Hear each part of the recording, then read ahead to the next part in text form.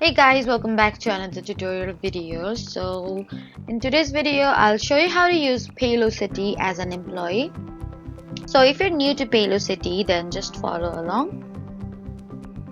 After signing in, you'll arrive at your employee dashboard, and from here you can view your pay stub, tax documents, direct deposit information, and personal profile. You can also check in and check out if your company uses Paylocity time tracking.